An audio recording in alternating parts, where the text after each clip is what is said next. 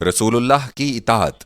آیت محمد رسول اللہ اور آیت وما محمد الا رسول کی تنزیل سے آشکارا ہو گیا کہ فرقان حمید میں جہاں کہیں بھی اطیعوا اللہ واطیعوا الرسول کی وہی موجود ہے، اور جتنی آیات اس کی ہم مانی پائی جاتی ہیں ان سے حضور صلی اللہ علیہ وسلم ہی کی ذات بابرکات مقصود ہے، اور حضور صلی اللہ علیہ وسلم ہی کو رب العالمین نے مطاع عالم اور سید الانبیاء والامم مقرر فرمایا ہے۔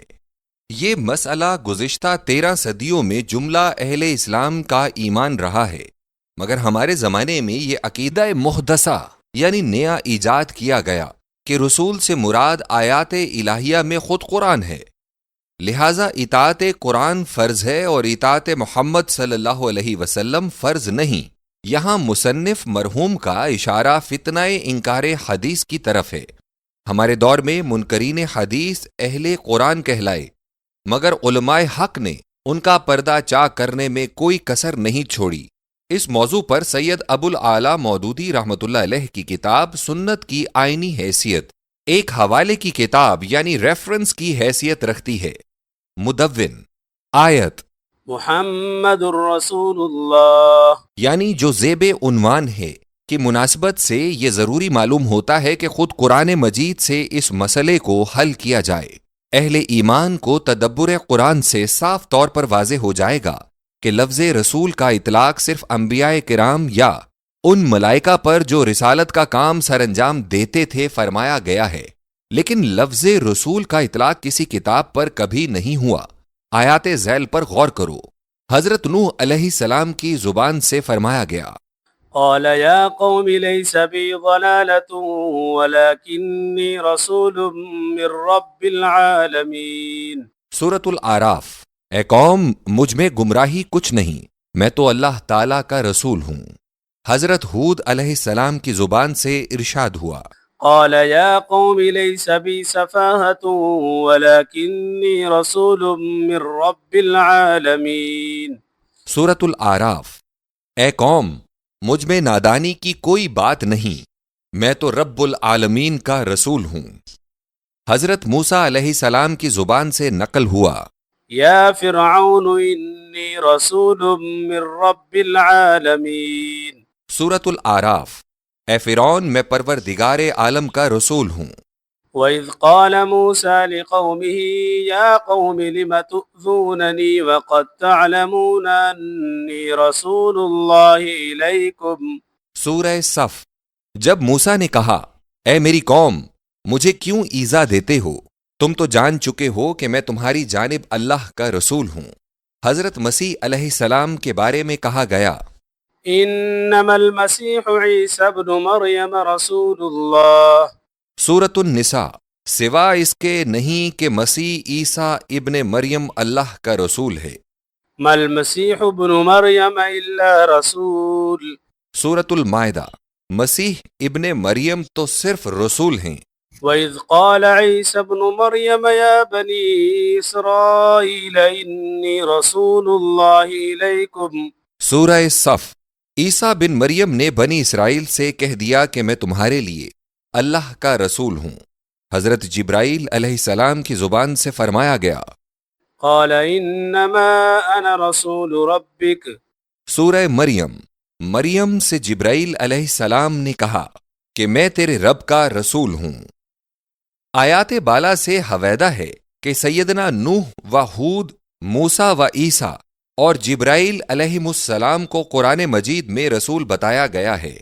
فیصلہ طلب امر یہ رہ جاتا ہے کہ سیدنا و مولانا محمد النبی الامی صلی اللہ علیہ وسلم کو بھی رسول ہی فرمایا گیا ہے، تو پھر کیوں دیگر انبیاء کے ساتھ رسول بمعنی پیغمبر سمجھا جائے، اور رسول اللہ صلی اللہ علیہ وسلم کے لیے یہ معنی کیوں نہ سمجھے جائیں؟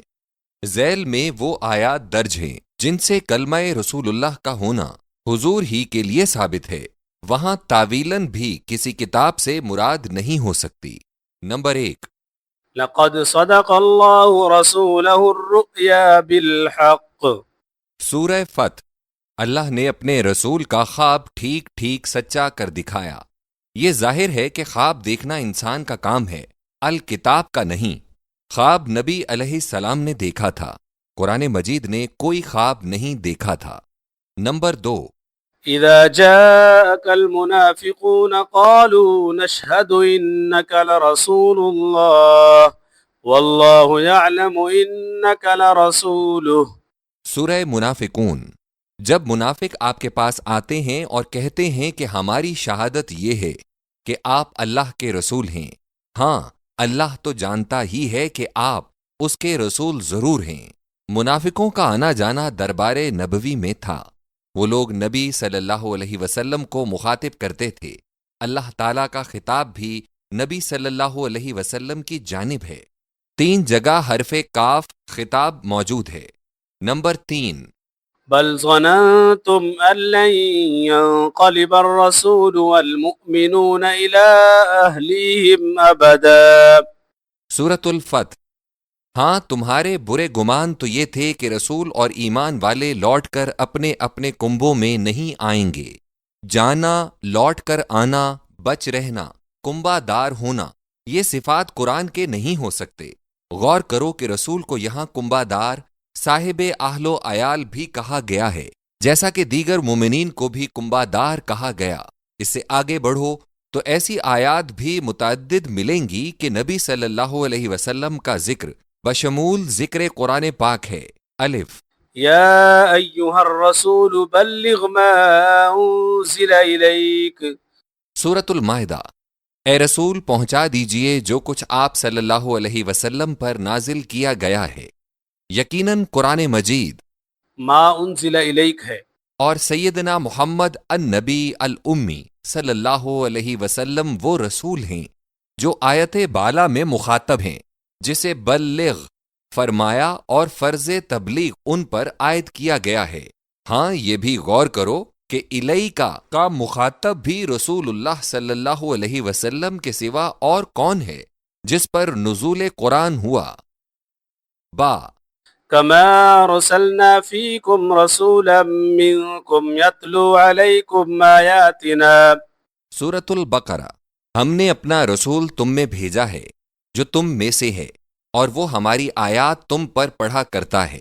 آیاتنا تو قرآن مجید ہی ہے۔ اب ارسلنا رسولن کا مصداق کون ٹھہرا؟ وہ من کم والا کون ہے جسے قریش میں حسب و نسب بھی حاصل ہے؟ کلام اللہ المنان تو کسی حسب و نسب کی طرف منسوب نہیں ہو سکتا۔ جیم، لقد جاءكم رسول من انفسكم عزیز۔ سورۃ التوبہ۔ شاندار رسول تمہارے پاس آیا ہے جو تم ہی میں سے ہے۔ قرآن مجید کی ایسی کون سی شخصیت ہے جو نوع بشر کے ساتھ مشارکت بھی رکھتی ہے؟ المختصر، قرآن پاک نے نبی صلی اللہ علیہ وسلم کا اسم و علم بیان فرمانے کے بعد حضور صلی اللہ علیہ وسلم کا رسول ہونا اور پھر بحکم الہی مطاع اور مفترض اطاعت ہونا ظاہر کر دیا، مگر قرآن مجید میں کسی ایک مقام پر بھی القرآن رسول اللہ موجود نہیں۔ نتیجہ یہ ہے کہ قرآن حکیم نے نہایت جزم و قطعیت کے ساتھ بتلا دیا کہ سیدنا و مولانا محمد صلی اللہ علیہ وسلم ہی وہ رسول پاک ہیں جن کا اتباع فرض ہے، اور وہی کل عالم و عامیہ کے مختوم و مطاع ہیں۔ وما ارسلنا من رسول الا ليطاع باذن اللہ۔ کا تغرا حضور صلی اللہ علیہ وسلم ہی کے لیے ہے۔ ہم نے ہر ایک رسول کو اس لیے بھیجا کہ اس کی اطاعت ہمارے اذن سے کی جائے۔ من يطع الرسول فقد اطاع اللہ۔ ترجمہ، جس نے اس رسول کی اطاعت کی اس نے اللہ کی اطاعت کی۔ کا فرمان واجب الاذعان حضور صلی اللہ علیہ وسلم ہی کے احترام و احتشام میں نفاذ پذیر ہے، اور یہ ایسی خصوصیت ہے جس نے حضور صلی اللہ علیہ وسلم کی شان بلند کو نہایت عرفہ و اعلیٰ ثابت کر دیا ہے۔ جملہ آیات بالا سے ثابت ہو گیا کہ وہی عبداللہ کا فرزند، آمنہ کا جایا، مکی المدنی، الامی الحاشمی القرشی، الکنانی العدنانی، فخر اسماعیل ذبیح اللہ، دعائے ابراہیم خلیل اللہ، اور بشارت عیسیٰ مسیح علیہ السلام ہیں، جن کی اطاعت عالم و عالمیان پر تا انقراض عالم و عالمیان فرض عین ہے، اور یہ امر حضور صلی اللہ علیہ وسلم کی خصوصیت میں ہے۔ نمبر 2، تم میں سے ایک رسول، رسولا منکم، سورۃ البقرہ، وہ رسول تم میں سے ہے۔ یہاں منکم کے مخاطب قریش مکہ بھی ہیں، جو سارے عرب میں مخدوم و مطاع مانے جاتے تھے، نیز اس کے مخاطب جملہ بنی نوع انسان بھی ہیں، لہٰذا قابل غور ہے کہ منکم فرمانے میں کیا خوبی و مصلحت ہے۔ واضح ہو کہ حضور صلی اللہ علیہ وسلم سے پیشتر دنیا کی مشہور امم نے اپنے اپنے مقتداؤں کو جن سے انسانی سے بالا تر ہونے کی عزت دے رکھی تھی، نبی کو معبود بنانے کی غلط روش۔ ہندوؤں میں 32 کے قریب ایسے بزرگ ہیں جن کے نام کے ساتھ اوتار کا خطاب لگا ہوا ہے۔ اوتار کے معنی ہے کہ خود خدا منش یعنی انسان کے چولے میں آیا، یعنی ایشر نے تشکل مادی اختیار کر کے جامع مخلوق پہن لیا ہے، اور پھر انسان یا شیر یا خوک یا کچھوا وغیرہ بن کر اپنی قدرت الوہیت کے نمونے ظاہر کیے۔ عیسائیوں نے بھی مسیح علیہ السلام کو اوتار ہی کا درجہ دیا۔ اہل تبت نے دلائی لاما کو خالقیت کی مسند پر بٹھلایا۔ اہل انگلستان نے کنگ آرتھر کی کرسی کو معصوم و غیر معصوم کی شناخت کا آلہ ٹھہرایا۔ اہل ناروے کا دوڈن بت صدیوں تک یورپ کا خدا بنا رہا۔ تاتاریوں نے بھی النقوہ بیگم کے مجہول النسب بیٹوں کو فرزندان نور قرار دیا۔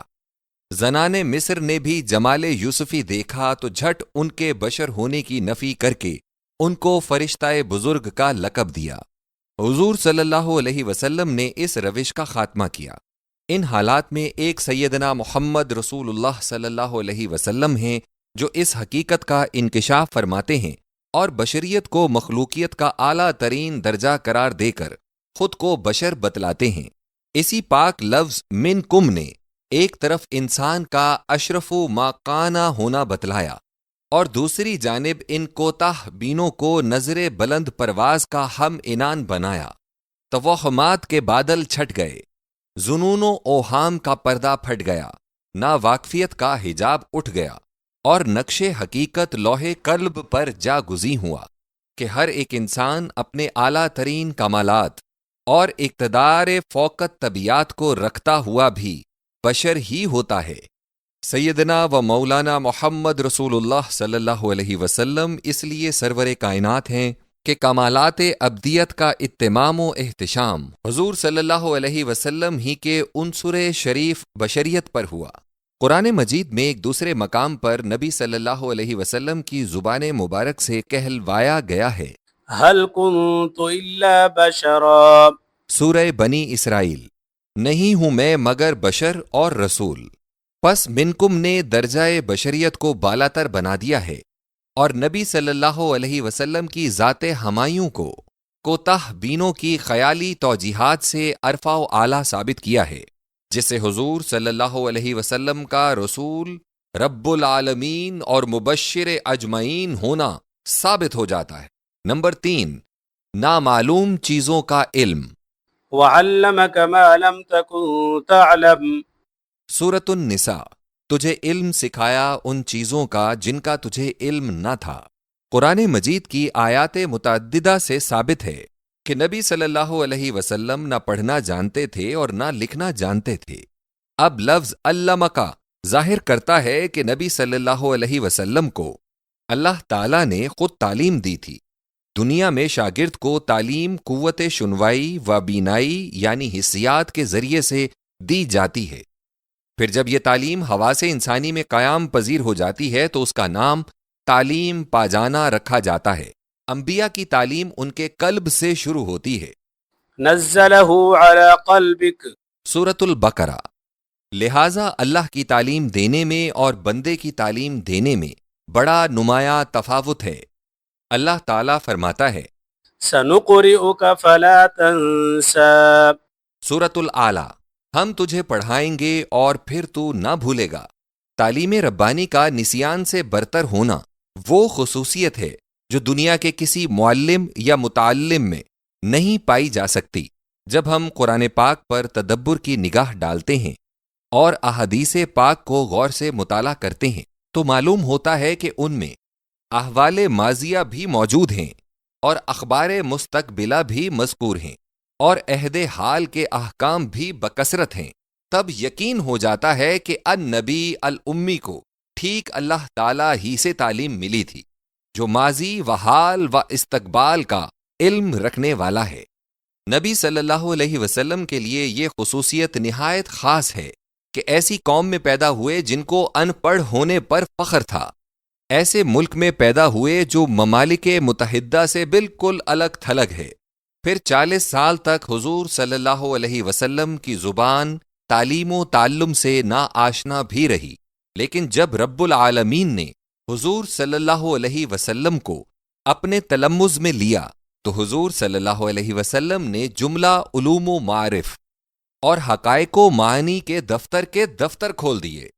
آیات اولین اقرأ باسم ربك الذي خلق خلق الانسان من علق۔ سورۃ العلق ترجمہ، پڑھ اپنے رب کے نام سے جس نے پیدا کیا، جس نے انسان کو علق سے پیدا کیا۔ پر نگاہ ڈالیے کہ حضور کی الف با تا حقیقت خلقت انسانی سے شروع ہوتی ہے، اور یہ وہ مسئلہ دقیق ہے جس میں منتہی فلسفی بھی حیران ہیں۔ لہٰذا آیت بالا حضور صلی اللہ علیہ وسلم کی خصوصیت کی مظہر ہے۔ نمبر 4، شرح صدر۔ الم نشرح لك صدرك۔ سورۃ الانشراح ترجمہ، کیا ہم نے تیرے سینے کو نہیں کھول دیا؟ شرح صدر کے متعلق ایک اور روایت ہے جسے صحیح مسلم میں انس رضی اللہ عنہ سے بیان کیا گیا ہے۔ اس واقعے کا تعلق نبی صلی اللہ علیہ وسلم کے عالم صغر سنی سے ہے، جبکہ حضور صلی اللہ علیہ وسلم دائی حلیمہ رضی اللہ عنہا کے قبیلے میں تھے۔ انس رضی اللہ عنہ کہتے ہیں کہ انہوں نے سینہ مبارک میں اثر مخیط بھی دیکھے تھے۔ اس روایت کا آخری حصہ مسلم میں موجود نہیں ہے۔ امام حاکم نے اس پر تبصرہ کیا ہے کہ صحیح الاسناد ہے، مگر صحیحین نے اسے تخریج نہیں کیا۔ دیکھیے المستدرک، کتاب التفسیر، باب تفسیر الم نشرح۔ شرح صدر کے متعلق دوسری روایت صحیحین میں انس بن مالک بن سعسع رضی اللہ عنہ والی ہے، جس میں شق صدر شب معراج کو بمقام حتیم ہوا تھا۔ قرآن مجید میں جس شرح صدر کا مذکور ہے وہ روایت بالا کی تصدیق فرماتا ہے اور بائیں ہمہ وسیع تر معنی کا بھی اظہار کرتا ہے۔ آیات ذیل پر غور کرو۔ اللہ تعالیٰ فرماتا ہے، نمبر 1، فمن يرد الله أن يهديه يشرح صدره للإسلام ومن يرد أن يضله يجعل صدره ضيقا حرجا۔ سورۃ الانعام ترجمہ، جس شخص کو اللہ راہ راست دکھانا چاہتا ہے اس کے سینے کو اسلام کے لیے کھول دیتا ہے، اور جس شخص کی گمراہی کا ارادہ کرتا ہے اس کے سینے کو تنگ بھچا ہوا کر دیتا ہے۔ نمبر 2، أفمن شرح الله صدره للإسلام فهو على نور من ربه۔ سورۃ الزمر، بھلا جس کا سینہ اللہ تعالیٰ نے اسلام کے لیے کھول دیا ہے وہ اپنے رب کی طرف سے نور پر ہے۔ نمبر 3، ولكن من شرح بالكفر صدرا فعليهم غضب من الله۔ سورۃ النحل ترجمہ، لیکن جس کا سینہ کفر کے لیے کھلا ہے ان پر اللہ کا غضب ہے۔ نمبر 4، ويضيق صدري ولا ينطلق لساني۔ سورۃ الشعراء ترجمہ، میرا سینہ تنگی کرتا ہے اور میری زبان روا نہیں۔ نمبر 5، قال رب اشرح لي صدري ويسر لي أمري۔ سورہ طٰہٰ ترجمہ، کہا اے رب میرا سینہ کھول دے اور میرے کام کو آسان بنا دے۔ آیت اول میں شرح صدر اسی حالت کو فرمایا گیا ہے جب ہدایت الہی توفیق راہ اور رفیق سالک ہو جاتی ہے اور سینے میں دین صحیحہ کا شوق جوش زن ہوتا ہے۔ آیت دوم میں ہے کہ رغبت صحیحہ اور شوق اصلی کے بعد دین حق حاصل ہو جاتا ہے اور پھر برکات دین کے انوار کا حصول ہوتا ہے۔ آیت سوم میں ہے کہ جس شخص کا رجحان و میلان بجانب کفر ہوتا ہے وہی شرح بالکفر کا مصداق ٹھہرتا اور غضب الہی کا مستوجب قرار پاتا ہے۔ آیت 4 و 5 موسیٰ علیہ السلام کے متعلق ہیں۔ جب ان کو تبلیغ و انذار کے لیے فرعون کے پاس جانے کا حکم ہوا تب انہوں نے اسی خدمت کو خوف و ہراس سے دیکھا اور عرض کیا کہ میرا سینہ اس بارے خدمت سے بھینچا جاتا ہے۔ اس حالت نے جرأت کو پیچھے ہٹا دیا ہے۔ جب ان کو اطمینان مزید من جانب اللہ عطا فرمایا گیا تب انہوں نے آیت 5 والی دعا کا استعمال کیا۔ 5 گانا آیات کا خلاصہ یہ ہے کہ مسلمان کے لیے شرح صدر کے معنی یہ ہیں کہ صداقت و حقانیت کا غلبہ ہو جائے اور قلب کو وہ اطمینان کلی مل جائے جو ہدایت و نور تک فائز ہو جانے کے لیے کافی ہو۔ شرح صدر کے معنی اور اسوہ حسنہ۔ نبی اللہ کے لیے شرح صدر کے معنی یہ ہیں کہ ابلاغ و انذار کے لیے ہمت عالی اور عزم راسخ اور استقامت محکم حاصل ہو۔ کسی بادشاہ جبروت، کسی کافر کی فرعونیت کا روب سینہ صافی پر سایہ فگن نہ ہو سکے، اپنی تنہائی، بے کسی، بے سر و سامانی کا خیال بھی اٹھ جائے۔ اب آیت زینت عنوان کو سیدنا و مولانا حضرت محمد رسول اللہ صلی اللہ علیہ وسلم کی سیرت پاک کے ساتھ ملا کر پڑھو کہ جب حضور صلی اللہ علیہ وسلم کو قم فانذر کا فرمان ملا تو حضور صلی اللہ علیہ وسلم نے کوئی عذر نہیں کیا، کسی خوف و ہراس کا اظہار نہیں فرمایا۔ تکذیب کا خوف، قتل کا ڈر قلب پاک کے نزدیک بھی نہیں آ سکے۔ موسیٰ علیہ السلام کو تو ایک فرعون کے پاس جانا تھا، لیکن نبی صلی اللہ علیہ وسلم کے معاندین میں سینکڑوں ہی فرعون طینت تھے۔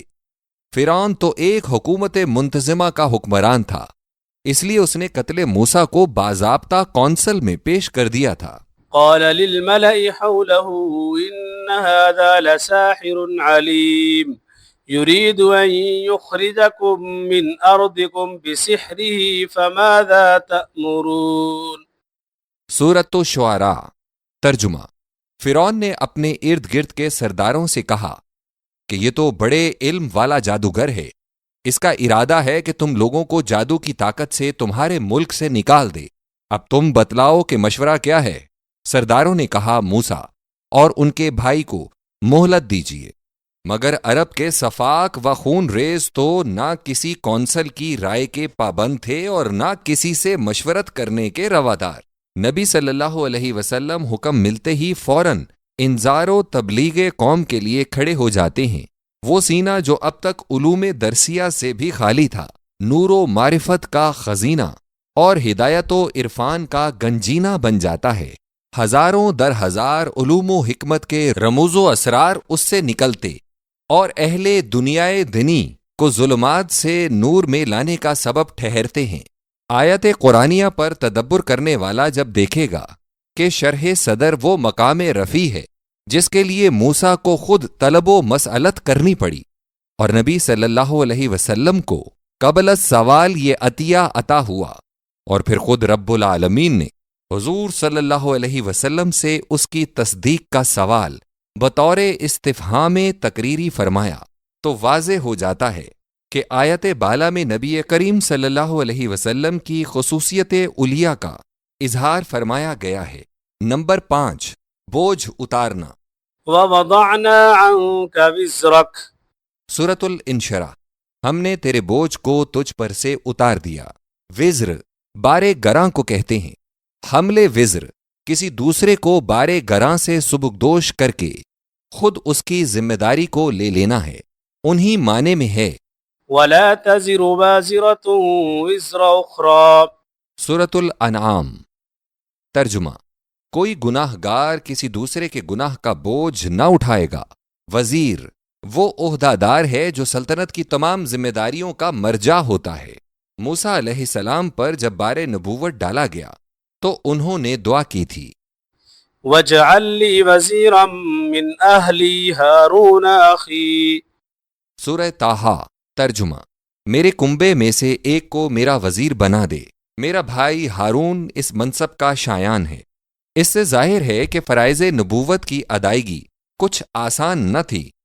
موسیٰ علیہ السلام نے تو پہلے ہی دن وزیر ملنے کی درخواست کر دی تھی، مگر نبی کریم صلی اللہ علیہ وسلم نے اس میدان میں یکا و تنہا قدم رکھا تھا، اور آفتاب عالم تاب کی طرح فضا میں چھائے ہوئے تاروں کی کثرت پر یا عالم پر طاری شدہ گہری ظلمت پر نظر نہ کرتے ہوئے بذات واحد علم توحید اور رایت تبلیغ یعنی علم و رایت یعنی جھنڈا کو بلند فرمایا تھا۔ اس ایثار و بے جگری اور طاعت و فرما برداری کو دیکھ کر اللہ تعالیٰ خود حضور صلی اللہ علیہ وسلم کی اعانت فرماتا اور حضور صلی اللہ علیہ وسلم کے بوجھ کو ہلکا کر دیتا ہے۔ زبان عرب میں موازرت بمعنی معاونت مستعمل ہے وازرت فلانا موازرتا کے معنی ہے اعنته على امری، یعنی اس کے کام میں مدد کی۔ بوجھ کیا تھا؟ مفسرین کے اقوال متعدد ہیں، اور یہ ضروری ہے کہ بعض کو بعض پر ترجیح ہو۔ ترتیب کلام پر نظر غائر ڈالو۔ یہ آیت الم نشرح لك صدرك ووضعنا عنك وزرك کے درمیان واقع ہوئی ہے، لہٰذا یہ زیادہ موزوں ہے کہ اس آیت کا زمانہ بھی ہر دو حالتوں کے درمیان میں ہو۔ اس وزر کا اندازہ مندرجہ ذیل آیت سے ہو سکتا ہے۔ نمبر 1، لعلك باخع نفسك الا يكونوا مؤمنين، سورۃ الشعراء اور سورۃ الکہف۔ ترجمہ: کیا تم اپنی جان کو ان کی اس حالت پر ہلاک کر دو گے کہ وہ ایمان نہیں لاتے؟ نمبر 2، فلا يحزنك قولهم انا نعلم ما يسرون وما يعلنون، سورہ یاسین۔ ترجمہ: ان کی باتوں سے آپ کے دل پر صدمہ نہ ہونا چاہیے، ہم ان کی چھپی اور کھلی حالت کو خوب جانتے ہیں۔ اہل ضلالت کا کفر پر لزوم، شرک پر جمود، دلائل سمیہ و براہین بصریہ پر التفات سے انکار، تقلید آبا پر اصرار، تحقیق حق سے فرار، فواحش کی کثرت، اباطیل کی اشاعت، انسانیت کا فقدان، سبیت یعنی درندگی کا زور، یہ سب وہ امور تھے کہ جن کا سننا دیکھنا حضور صلی اللہ علیہ وسلم پر بار خاطر تھا۔ قوم کا ایسی نجاسات میں آلودہ ہونا حضور صلی اللہ علیہ وسلم کے رحم پرور دل پر سخت صدمہ تھا۔ بوجھ اتارنے کی صورت: اللہ تبارک و تعالیٰ کی اعانت سے حضور صلی اللہ علیہ وسلم کی تعلیم رفتہ رفتہ پھیلتی گئی، کفر و ضلالت کی تاریکیاں چھٹتی گئیں۔ رب العالمین نے ملک کے گوشے گوشے سے ان پاکیزہ منش لوگوں کو ابھارا اور خدمت عالی میں ان کو پہنچایا جو اسلام کے لیے سابقین اولین ٹھہرے۔ انہوں نے نہ صرف اپنے لیے غذائے روح حاصل کی بلکہ سینہ نبوی سے وہ درد دل بھی اخذ کیا جو کہ درد مندوں کا غم گسار ٹھہرا اور مجروحوں کا چارہ کار بنا۔ مثلاً صدیق الامت حضرت ابوبکر رضی اللہ تعالی عنہ نے اموی، فہری، تیمی، مخزومی، اسدی، ادوی قبائل میں نور تبلیغ پہنچایا۔ حبشی، بربری، سوڈانی یعنی کنیز و غلام کو مسفرہ ضاحکۃ مستبشرہ، یعنی روشن، خندارو، بشارت یافتہ چہرے والوں کی جماعت میں داخل کیا۔ خاتم الخلفاء حضرت علی المرتضیٰ رضی اللہ تعالی عنہ نے آل ہاشم و آل بنو طالب میں نصرت و معیت کا آوازہ لگایا۔ طفیل بن عمر دوسی رضی اللہ تعالی عنہ نے ریگستان میں اور عروہ بن مسعود ثقفی رضی اللہ عنہ نے طائف کے کوہستان کی چوٹیوں پر اس پیغام کو پہنچایا۔ مصعب بن عمیر رضی اللہ عنہ نے مدینہ منورہ میں تبلیغ کا باقاعدہ مدرسہ کھولا۔ جعفر طیار رضی اللہ عنہ نے دربار حبش میں اسی پیغام کی صدا بلند فرمائی۔ یہ وہ نظارہ تھا جس نے حضور صلی اللہ علیہ وسلم کے بوجھ کو ہلکا کر دیا تھا۔ یہ وہ نظارہ تھا جو حضور صلی اللہ علیہ وسلم کی آنکھوں کی ٹھنڈک، بازو کی قوت اور کمر کی صلابت و استقامت اور قلب کا سکینہ بن گیا تھا۔ فی الحقیقت یہ وہ کمال ہے جو سیدنا و مولانا محمد النبی الامی صلی اللہ علیہ وسلم کی خصوصیات میں سے ہے۔ نمبر 6، رفع ذکر۔ ورفعنا لك ذکرک، سورۃ الانشراح۔ ترجمہ: اور ہم نے تیرا نام بلند کر دیا۔ بحر الکاہل کے مغربی کنارے سے لے کر دریائے ہوانگ ہو کے مشرقی کنارے تک کے رہنے والوں میں سے کون ہے جس نے صبح کے روح افزا جھونکوں کے ساتھ اذان کی آواز نہ سنی ہو، جس نے رات کی خاموشی میں اشہد ان محمد رسول اللہ کی سریلی آواز کو جاں بخش نہ پایا ہو؟ بغوی نے باسناد ثعلبی ابو سعید خدری رضی اللہ تعالی عنہ سے روایت کی ہے کہ نبی صلی اللہ علیہ وسلم نے حضرت جبرائیل علیہ السلام سے ورفعنا لك ذکرک کی حقیقت دریافت کی۔ انہوں نے اللہ تعالیٰ کی طرف سے یہ بتلایا، اذا ذکرت معی، یعنی جب میرے نام کے ساتھ تیرا نام بھی ذکر ہو۔ ابن عباس رضی اللہ تعالی عنہ کہتے ہیں کہ اس ارشاد الہی میں اذان و اقامت، تشہد و خطبہ مراد ہیں۔ یہی وہ الفاظ ہیں جو جاگنے والوں اور سونے والوں کو ان کی ہستی کے بہترین آغاز و انجام کے اعلام سے سامع نواز ہیں۔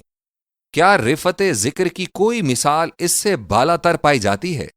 آج کسی بادشاہ کو اپنی مملکت میں، کسی ہادی کو اپنے حلقہ اثر میں یہ بات کیوں حاصل نہیں کہ اس کے مبارک نام کا اعلان ہر روز و شب اسی طرح پر کیا جاتا ہو کہ خواہ کوئی سننا پسند کرے یا نہ کرے، لیکن وہ اعلان ہے کہ پردہ ہائے گوش کو چیرتا ہوا کار قلب تک ضرور پہنچ جاتا ہے۔